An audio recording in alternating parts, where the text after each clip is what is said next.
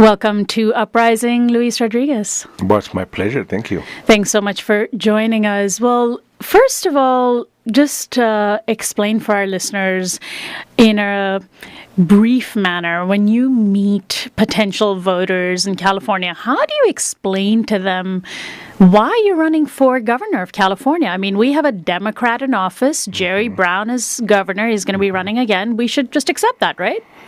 No, I think I think what I'm trying to tap into is those people who feel that the Democrats or Republicans don't represent them. And there's a lot of people. The largest single block of people who are registered voters are declined to state.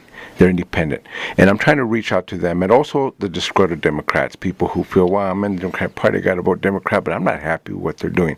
So I'm trying to tap into that discontent of people who feel that the electoral process is not really speaking for them. So in what way does Jerry Brown not speak for particularly progressives? Because that's our listenership here. Well, I would say he's tied into the corporations, first of all. There's no way around it. He has made a lot of deals with corporations. He has allowed things like fracking to continue. He has vetoed a lot of bills that would help people. The Farm Workers Labor Law bill was vetoed. He's given into a few things, which of course, I appreciate. The minimum wage is going to go up. Licenses for undocumented, all these things are great, but it's always incremental. It's never the fullness of what we need. So what I'm proposing is that we dream big, imagine big, and then we do everything we can to make it happen. I'm talking about ending poverty. Why not? That's the first plank of your platform. The first thing, because the problem is almost everything stems from people cannot survive, and that goes from not having minimum livable wage to not having good housing to being pushed out of the job market. I think we have to fight for a state that keeps people here and keeps people thriving. So that's the first thing, and it can be done because we got the richest state in the union. We got the 8th largest economy, and yet we're the state with the worst poverty rate, close to 24% in the whole country. And so let's focus on that for a bit, because that is the crux of so much of our political mess in the country, and where California goes, so goes the nation often. When we talk about ending poverty, often even addressing the minimum wage isn't enough, is it? I mean, isn't it?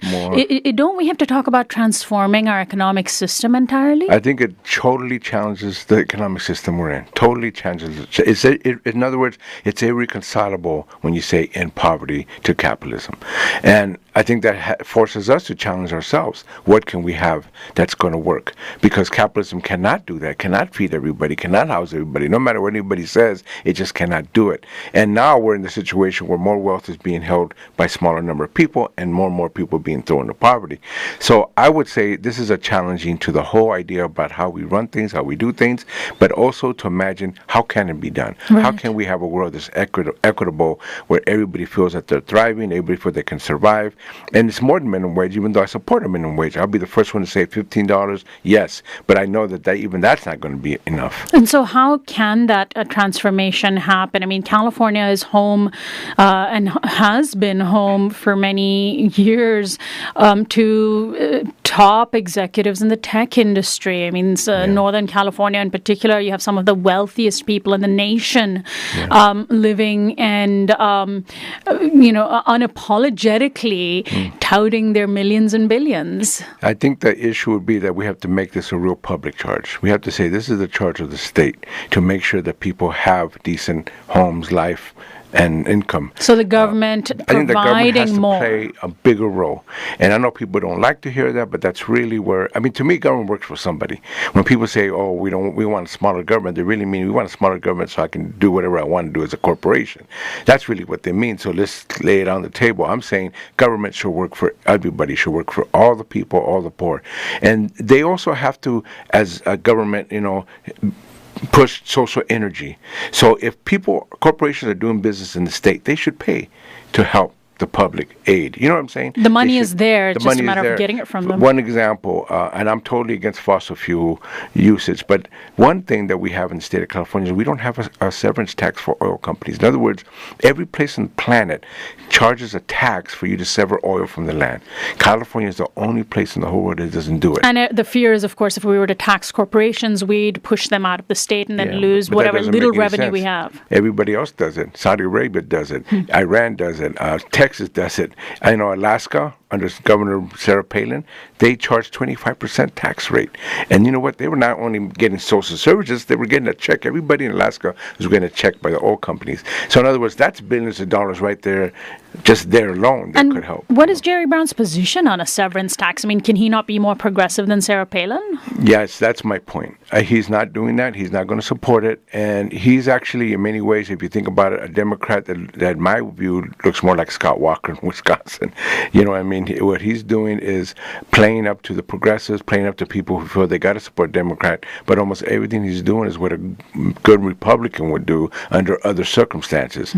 But because it's Jerry Brown, he doesn't get seen that way. I like to put him in the right light. This is not a personal attack on Brown. I know people like Brown. I know people that personally know him. It's not a personal attack. What I'm trying to point out is that he's tied to a system that's not workable for us, for the majority of people in the state. And California is certainly a place that seems to at least have the kind of synergy at the grassroots that would support the public policies you're saying. In most Californians, it seems like a majority of Californians want an end to poverty, want corporations to be taxed. And let's talk about the prison system, which is the second part of your platform, where you say you want the end of the California prison system as we know it. And Jerry Brown has taken he's taken an interesting position. He's taken an almost belligerent position on the issue of prisons, defying the federal government and the Supreme Court. Where do you think he's coming from, and how would you do things differently? Well, I would say that he's coming from the support of the prisoners union, the prison guard union, not the prisoners union, but the prison guard union. Almost every governor has been beholden to them. This is why we have the worst, most expensive, and the most overcrowded prison system in the whole country. What I mean by eliminating it is that, first of all, it does not work. The punitive nature of the correction system is not workable. Two, it's $8 billion a year. That's a lot of money. $43,000 per person. That's a waste of money, taxpayers' money. And plus, because there's no real rehabilitation and change and treatment, people are just being held, warehoused. And, they get education one way or the other. We're just making a better class of criminal. The other thing that I would say is that it's also, I call it the largest state-sponsored poor people's housing is prisons. It's really mostly poor people ending up there. And you're someone who has a personal experience with California's justice system. Yes. I've been going to prisons for more than 34 years, talking to people, doing talks, readings, poetry workshops. I've done circles. I work with prisoners, people coming out of prison, and I spend a lot of time just trying to change the personal needs of people, but seeing that it's also a societal issue. This is really connected to society. I call most of these people criminals I want. In other words, we're not talking about the small number of people who people say are completely lost. I'm talking about people who are stealing just to survive, who are selling drugs to survive because there is no real economic life, who are doing things to survive, and then they're being put in prison.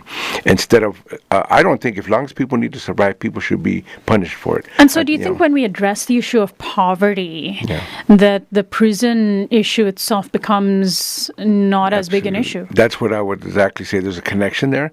If poverty got eliminated, a lot of the issues that we would say about crime and prisons and gangs would be also eliminated. I'm convinced that gangs are also connected to the economic situation that people are in.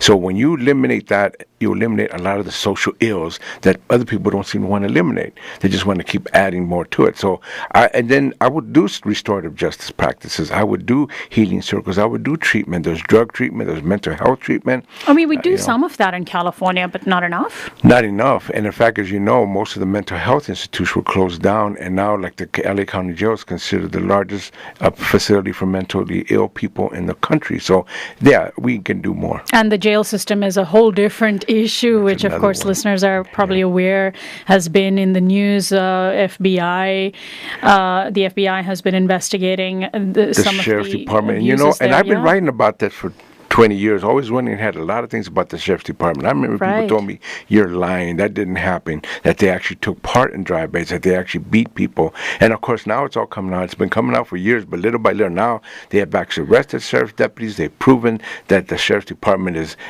corrupt. In other words, everything that I've been saying has already been proven, but it's really hard being one of the voices that talked about this for years and years and years, and people wouldn't listen, or they actually called me a liar. You're a liar, and now it's all coming out. So I do think there's a lot of changes. I'm not talking about reform. I'm talking about fundamental changes that has to happen with the policing and the prison system in our state. And actually, let's break for a minute to talk about your own background. Hundreds of thousands of Americans have read your book, Always Running, the book that tells the story of your youth, your own personal transformation from a life of gangs and drugs to one of activism and organizing and revolutionary ideas.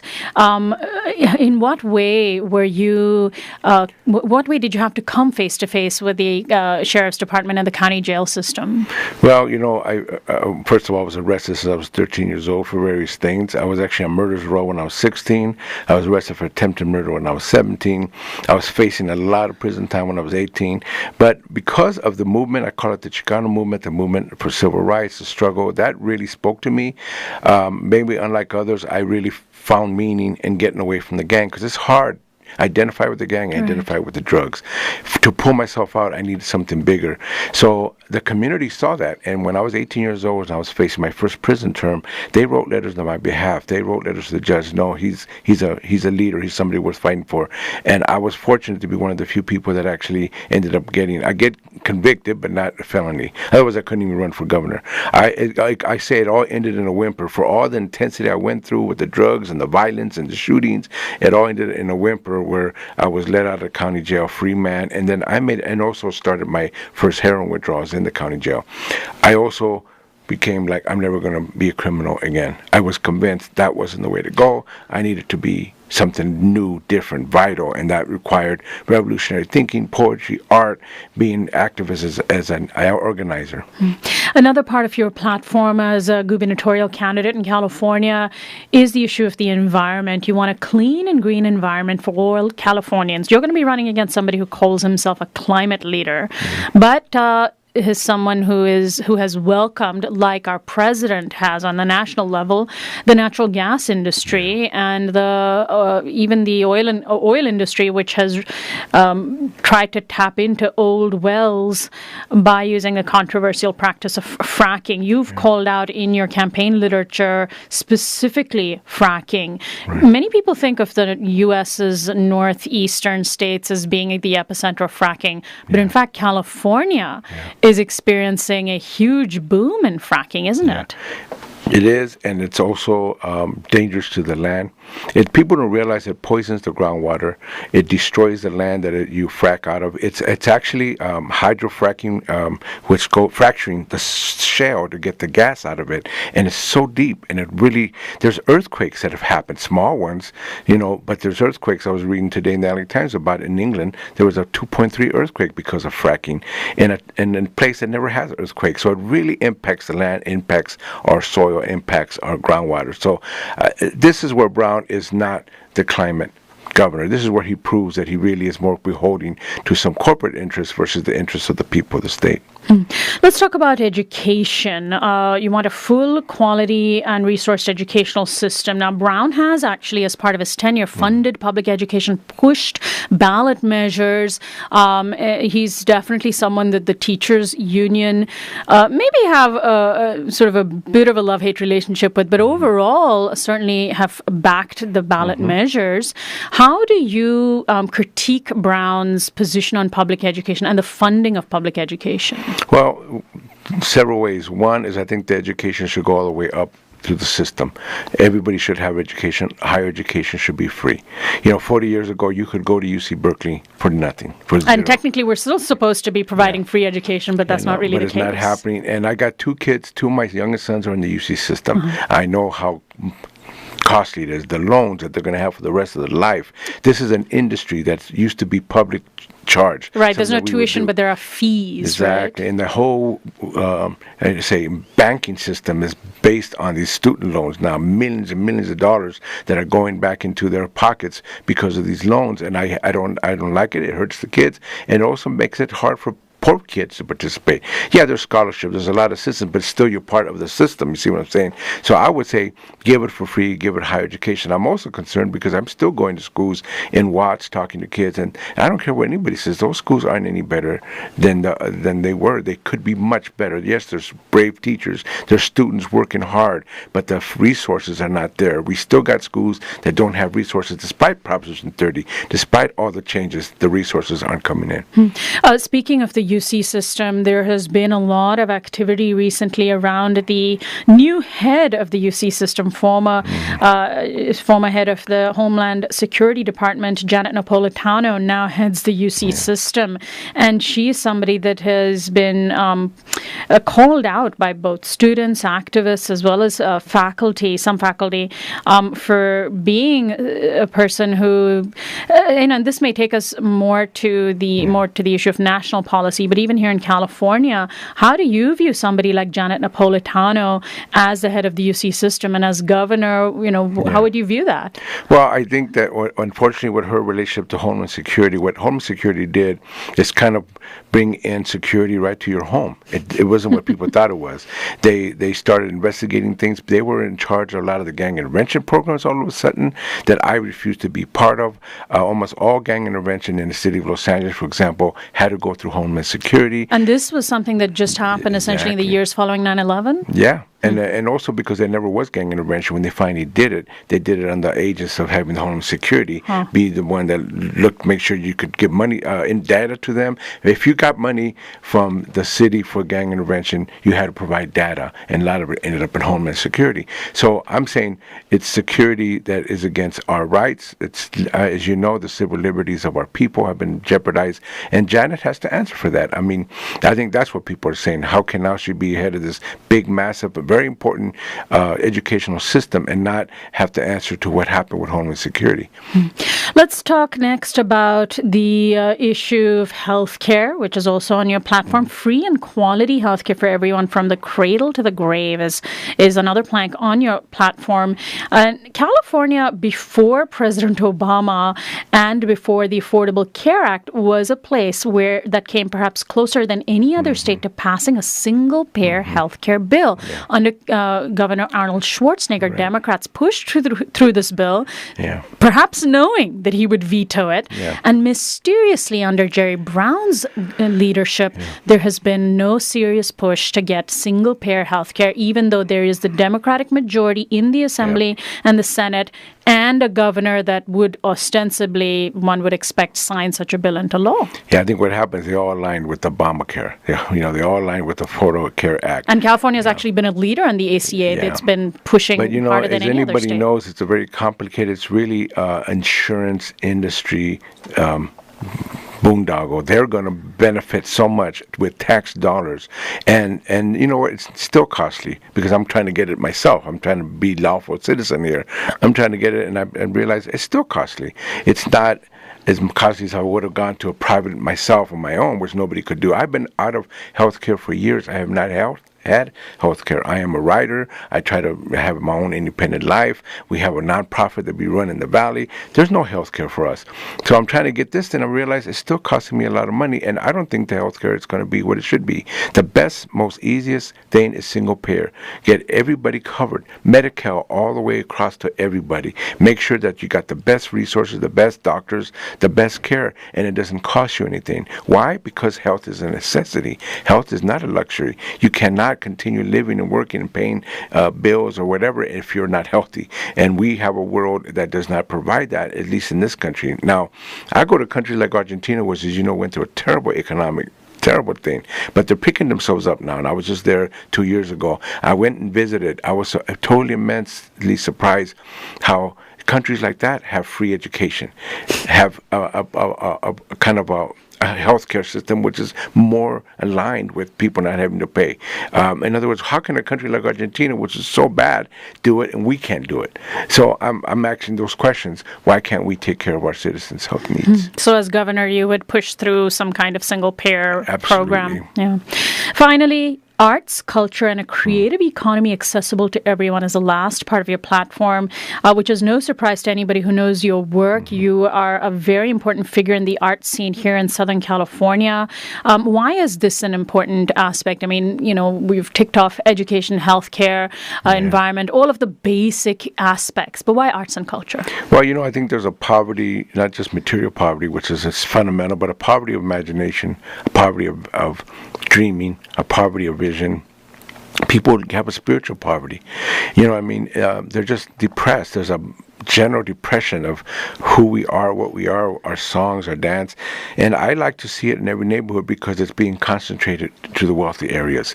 There is money for the arts, but it's live ballet, it's Hollywood, it's the tourist areas.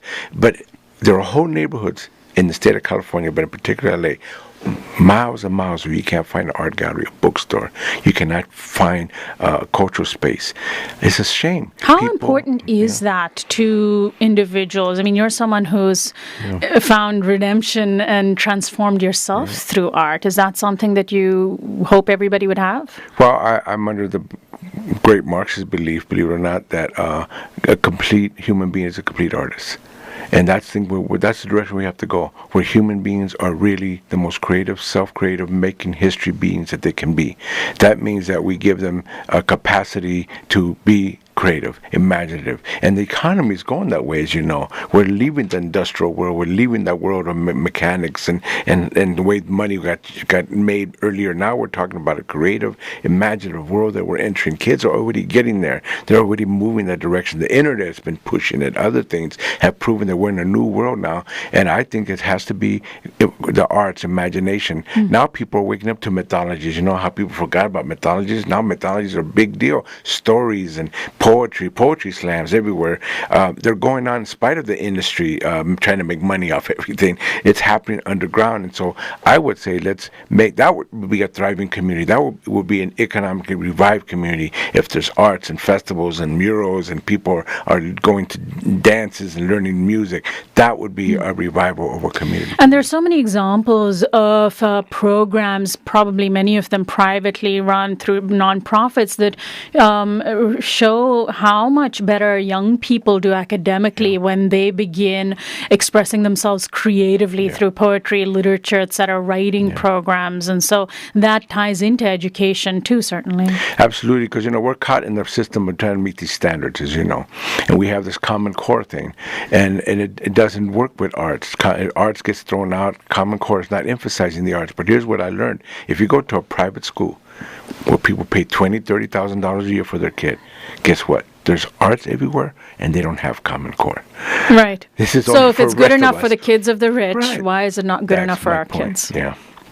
You, for years, have run another, very important institution in Southern California, a center of arts and culture and community organizing, and that's Tia Chuchas. Tell our listeners, maybe those who don't know what Tia Chuchas is, what it is and how, in a way, it is a model for the kind of spaces that we need more of throughout California. Well, it was created, like I said, in these communities where there was nothing going on. There was 500,000 people in the Northeast Valley. They used to be called the Mexican side of the valley, but as you know, Mexicans are everywhere. You can't even say it no more. But it still is mostly Mexican, Central American.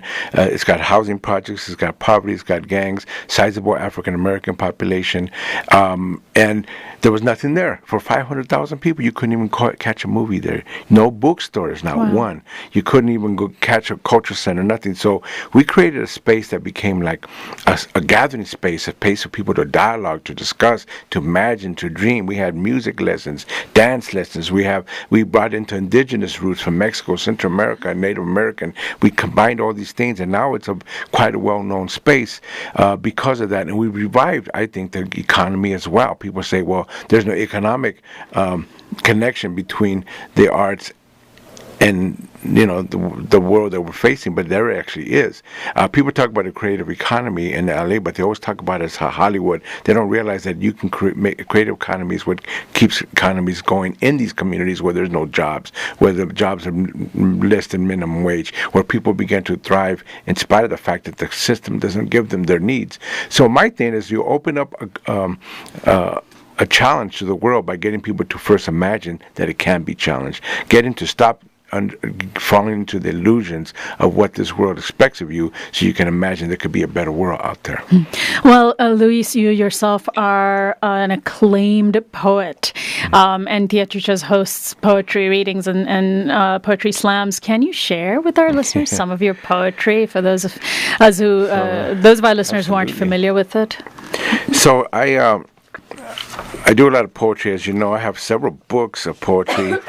And I thought what I would do is read a poem that has to do with leadership. It's kind of weird because my poems are not necessarily that prosaic, but, we're talking about leaders. And I really believe that the key thing about leaders is they tap into the leadership in everyone, And so this is when a leader appears. And so it's not really me as much as all the leaders in everywhere we go. But leaders also have a special thing, too. They're part of the community, and then they got to be, I'll read it. It goes like this. When a leader appears, the earth springs into song, flowered with new hope, a bright beginning even from a terribly seeded past, where dust and stones are a bare sowing ground. Wise ones have long declared leaders are people who see farther and feel deeper. Such leaders know there's a design to our lives, braided with threads of the future. We don't just make history, we are called to it, just as the fleeting or slanted becomes solid and direct. Aspiring to be a leader, you become a leader, turning what's possible into what's next. Not just creating a nest for oneself, made of familiars who agree or keep one comfortable. Not just basking in the spotlight or the imagined power, but by cultivating character, courage, discipline, and humbleness. Leaders carry this sacrifice with grace. Always remember the unrecoverable moments with loved ones, with family, while also giving to the whole, even at the expense of one's time, one's considerations. All proper sacrifices are rooted in the sacred.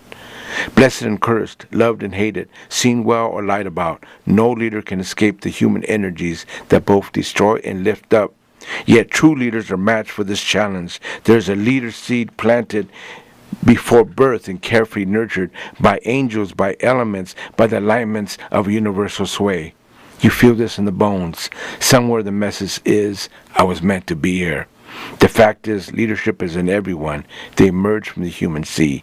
Yet as deeper truths go, leaders see farther and feel deeper, and like the rest of us, only more. Turning time into learning, into passion, into revelation. They bargain with God for how to be in the world, learning for learning, passion for passion, revelation for revelation. Luis J. Rodriguez, my guest, poet, activist, and candidate for Governor of California. He is an award-winning writer. He has written many books. His most important book, or the one that he's best known for, is Always Running, that has sold more than 500,000 copies. Now, in that poem that you just shared with us, one of the things that I noticed was a line where you talk about how leaders have to balance so many different things, including family. Tell us how you do that personally. You're a family man. You have kids. As somebody who does so much, this is a challenge that people who want to be active social justice activists always face. I learned the hard way. I failed my two oldest kids, and of course we're doing well now, but as people know from my story, my son ended up being in a gang, going to prison. He did a total 15 years, but I learned. I was on drugs and then alcohol for more than 27 years, and I had to learn to sober up. I've been sober for 20 years. I've been a much better man, better husband, better activist. I did a lot of activism when I was drinking, but now I'm better energized, better better prepared, better, ready for what needs to happen. But I also required that I had to be there for my kids. And fortunately for me, and it takes a long time to get there, I now have 4 beautiful children, 5 grandchildren, and as of last week, a great-grandchild. Oh, congratulations. So things are moving, family's growing, and the thing is just learning to be responsible for what you put in the world. Responsibility used to be a hateful thing because it was always from outside. But when it becomes from inside, it's liberating. Responsible to your kids, to your community, to your world. So I feel that that's my responsibility. I also have to mention, by the way, that the Green Party has endorsed me because I think that's important. I think the Green Party, the values are important, but they're in crisis. It's like every group is in crisis, every political group. So my hope is that the Green Party can grow out of this campaign, that we can actually go broader in the Green Party, and that we can make this a movement more than a campaign, because I think we have to keep fighting for those issues regardless of what happens with me. Those are issues that we should never let go, and maybe train new leaders, new people to take them on, run for office. I do not believe we should give up the electoral process, as bad as it is, as undemocratic as it is. I think we got to get in there, and even just to unveil it for what it is. So just to clarify, you're running as an independent candidate, but you've been endorsed by the Green Party. So you're not technically the Green Party candidate, although they'll be asking their constituency to vote for you. That's because everything changed with the new law changes, and as you know. Right, exactly. It's not a partisan primary anymore. Yes. But they made it very difficult for third parties. For third-party candidates. Yeah, for independent voices. Well, let me ask you a question that often comes up when we have progressive candidates who are running for office, and you have run for smaller offices before. Yeah. How do you respond when people say, well, why are you running for governor of California? Why don't you try to get in the city council first and then work your way up, etc.? Well, here's the thing. Local politics is a snake pit, as you can imagine. I want to safeguard Tia Chuchas. I don't want anybody to come after it or hurt it. It's so important. Tia Chuchas is not going to be suffering because I'm doing this. And one of the things is, if I took part in local politics, it would be hit. You know what I'm saying? It would be politicized? It would be politicized. It's already got hit, and I have not even part of the I've been hit by local politicians already without me being in office. It's just the nature of it. Well, slight attacks, funding sources. There's a lot of ways that people mess with you. I try to be very good with everybody. I am actually in good straits with almost all the politicians that are in the valley there. I try to talk to all of them. We don't have to agree eye to eye, but I'm always in good straits with them. But as I'm running for office, I realize that that's going to have to be challenge. I'm not going to be in good streets with all these people. So I thought, well, let me run a statewide office so I can challenge everybody. Do I think Jerry Brown's a terrible guy? I don't think so. Nice guy. I have no issue with him personally. But do I think that he needs to be challenged? Yes. And I want to be in a position to do that. And I couldn't do it if I'm local and Tia Chuchas is kind of, there, and I want to make sure that nothing happens there. I hope you understand. I'm trying to tell people I appreciate why that wouldn't happen locally. Otherwise, I would have gone. And then I would have had to challenge everybody in the local basis. You know what I'm saying? So what have you learned from the past races that you have run in that you can apply to this race? Because, of course, playing politics can be a dirty game. Yeah. If your rivals do start seeing you as a real threat, you often get hit by media coverage. Now, the media has covered you a lot because you're a well-known figure even before being a candidate for governor. But there's not that many gubernatorial candidates that do have the past that you do, the familiarity with our prison system and the past in gangs and your run-in with drugs and addiction, etc. Do you think that that's something that could be a liability or an asset to your candidacy? Well, we need new voices, and that includes new kinds of voices. We need people who've been through what I've been through. My whole struggle to personally change is also endemic to why can't we have social change? I think it's connected. It's not separate. So I would like to be the candidate that is about change. And I can show people that I started off from a bad situation, my own responsibility to that situation, but also my responsibility to change myself and the world that created that situation. So I feel that change is really the key thing through all this. So I'm the candidate of change. Personally, from as a father, but also in the world. That's the first thing. The other thing that I think I'm also interested in is there's a lot of people that are being neglected, disenfranchised because of the world that they're in, because they're getting criminalized, because they're getting forced in prison. We're talking about tens of thousands of people, but also their families. They're not being part of the process. I'm trying to say we got to bring them back in. Those are the voices of mostly black and brown people, poor white people, people that don't get heard, and I think we need to make sure those voices are still heard, that they're not forgotten. I go to these prisons, some of the smartest, intellectually sound minds are sitting behind bars. It's just crazy that we can't hear from them anymore. And so I'm trying to, since I don't have all that prison time that not letting me run, I still want to speak for people who are still sitting there and should be heard. The welfare mothers who are trying to survive and not being heard. The people who are unemployed that nobody wants to talk about. The homeless everybody walks by and nobody wants to hear. These voices, I think, are important to be brought out, and I feel that I can have enough connection to that to help bring that forward. You're also the child of immigrants, and here in California, that is a voice that is so well represented in the grassroots, but not very well represented in government. Is that something that you see yourself also bringing to the table? Well, I think what's happened so far in the campaign, the people who have stepped up have been people who've been concerned about that. The sons and daughters of immigrants. Maybe their moms and dads can't vote, but they themselves can see how they've been disenfranchised, pushed aside, and are given second-class citizenship. They don't feel that they're part of a process, and they're stepping up because now they want to be part of it. I think that I don't want to be the Latino candidate. That's not my goal. But I do think that Latinos, especially immigrants, have played a very important role in the state, not only economically, but also politically. We need to have their voices heard. We need to make sure that their rights are taken care of. I don't really believe in borders. The only reason I deal with borders is like why I have a house is because society puts a passport and says you can't go to another country unless you have it. I will do legally what I need to do. But I think borders are totally made up. They're home markets for capitalist enterprises.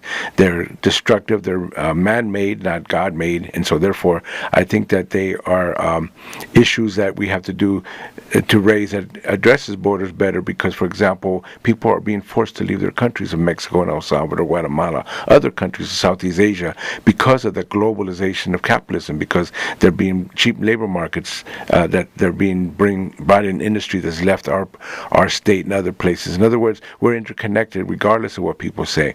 So I heard one African-American lady mention to somebody, well, why are we accommodating these people from other countries? It's because we have been in those countries as capitalism. We meaning the U.S. government. Yeah, U.S. government's come in there, opened up a capitalist world to them, and has undermined those cultures, undermined their languages, their ability to be able to grow corn or whatever basic things. The NAFTA has hurt Mexico, Central America tremendously. So people don't realize the interconnectedness. So my thing is, let's make it so that we can be a place where the undocumented are liberated, and everybody is feeling like they can be free and whole and alive and thriving. That's the kind of place we should create as an example for every place. How do you see yourself as a gubernatorial candidate addressing the sometimes tense relations between African Americans and Latinos? I mean, not always. I think they're certainly overblown in the media, but it has happened that there have been tense relations sometimes between communities for various reasons, for various demographic reasons. Well, I've been for 40 years doing this urban peace work, I've had to work black and brown. It has to be. That's the heart of it. I've been one of those people who will speak out in the defense of the rights for African Americans, their history, the centeredness of their place. But at the same time, I also am very strong that we don't get pitted against each other. That's what's happened. Right. And so I think that's like when this African American woman raised this, it was easy for me to respond to it. Where our destinies are aligned, our pasts are aligned. Somebody else says that we're border. There's a border now. We belong to another country, but we're brown-skinned people. We're native peoples. We're not people from Europe. Even the Spanish coming into us does not take away our indigenous to the land, to the rootedness. Plus, there's a lot of Africans in Mexico. There's a lot of ties because of the slavery. People don't realize we have ties.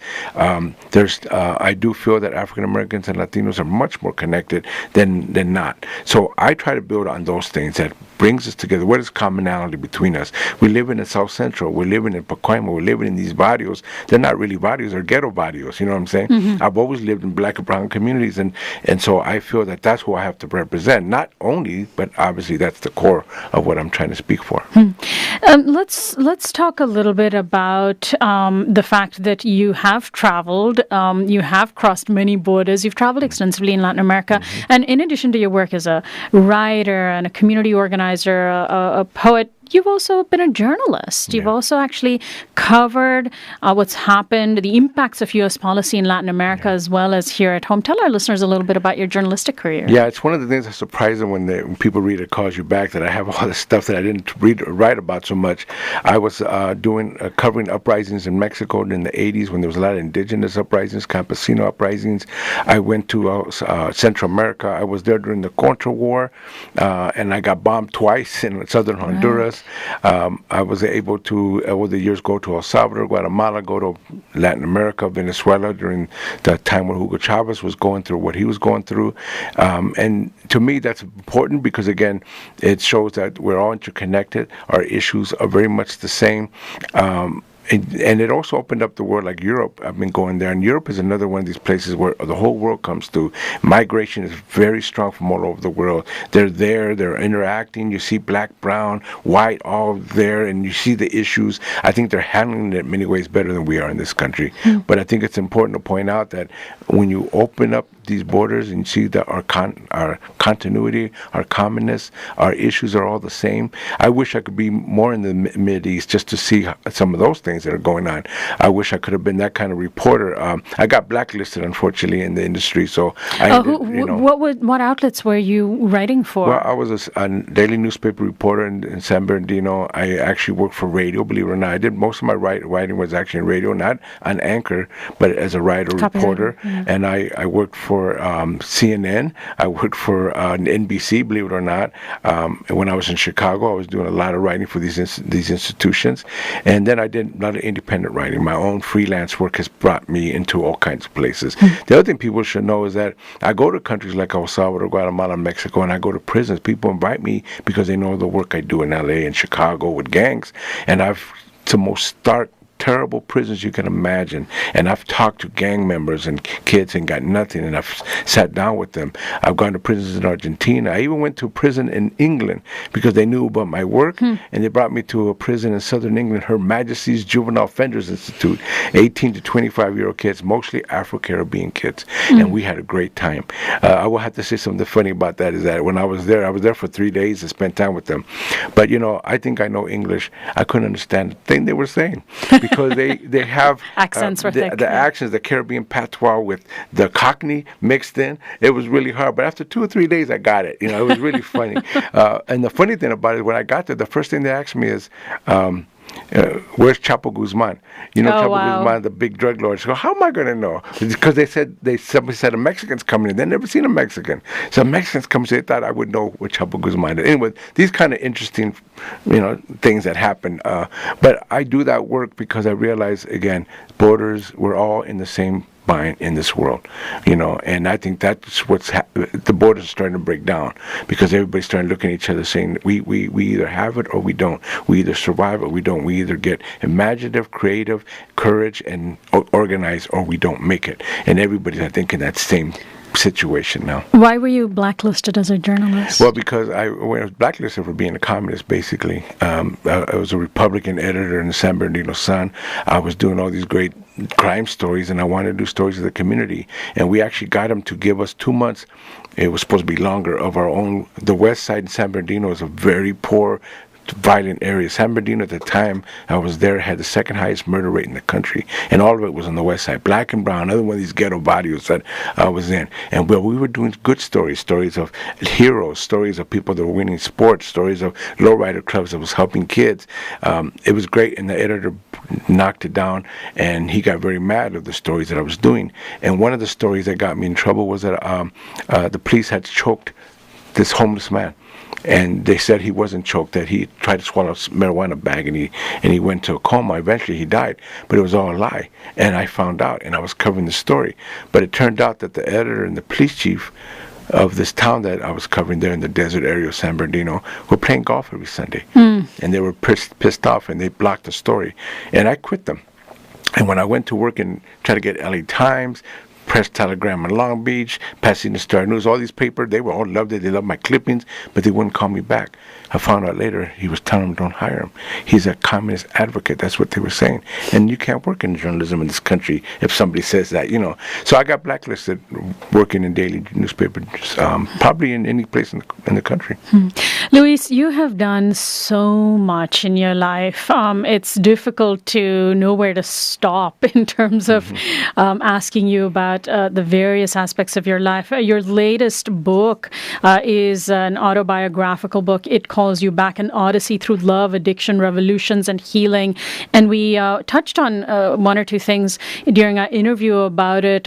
Is this a follow-up to Always Running? It is. It's the sequel. Only I tell people you don't have to have read Always Running to get this. But people who know Always Running, I think it's good for them to read this. This is 40 years, whereas Always Running really covers my youth and teenage years. But the 40 years that I went through here, the changes, people think, well, you're out of gangs, you're out of heroin. You're done, yeah. Now your life starts. 40 years of struggle.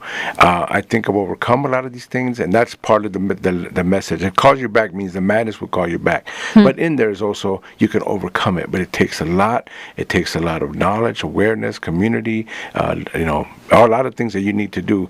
And that's what this book's about, getting people to realize that madness will always come get you, but you don't have to succumb to it. That's hopefully the message I get through. And what do you mean by madness? I mean, when someone, when I look at your life, it's maybe easy to say, well, this is somebody who has vision and strength.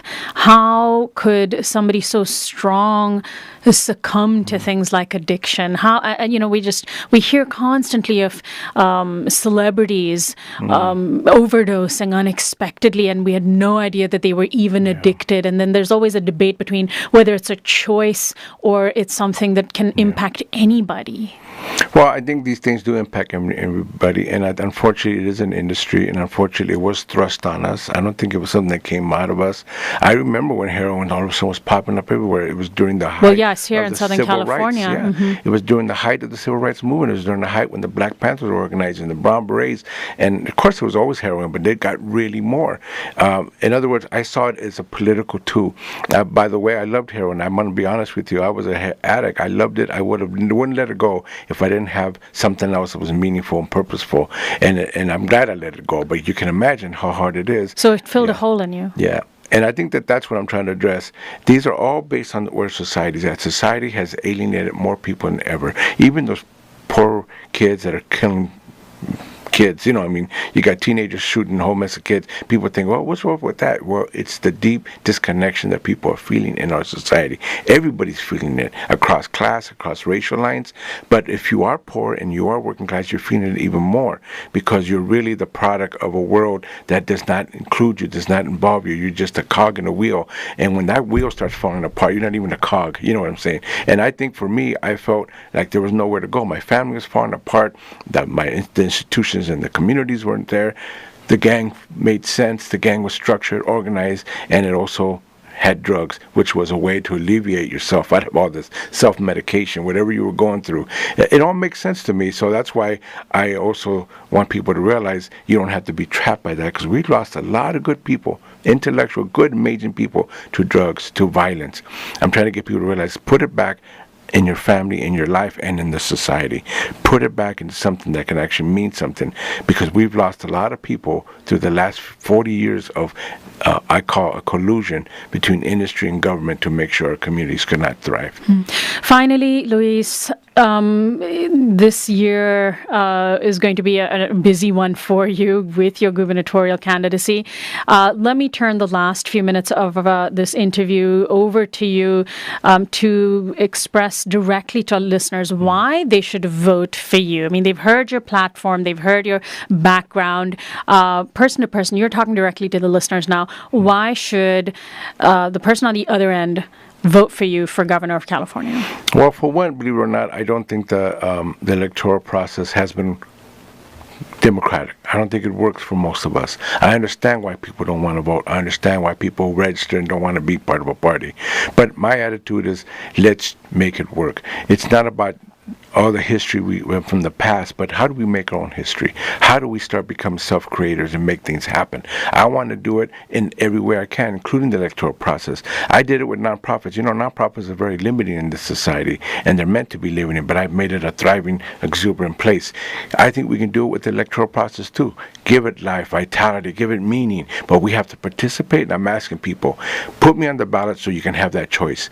Put me on the ballot so you can have that voice, and then let's see how far we can go to challenge the very system that's keeping us all confused, trapped with illusions and not showing which way we're going, coming or going. I think that this stuff is knowledgeable. It's knowledge that could be obtained, and I would like to be that person that can give as much of that knowledge to everyone, but also take it to the Sacramento, take it to the state capitol, and prove to people that this society is either going to work for us or unveil it for what it really is. Luis, best of luck to you. Thank you so much for spending this hour with me. Oh, my pleasure. Thank you.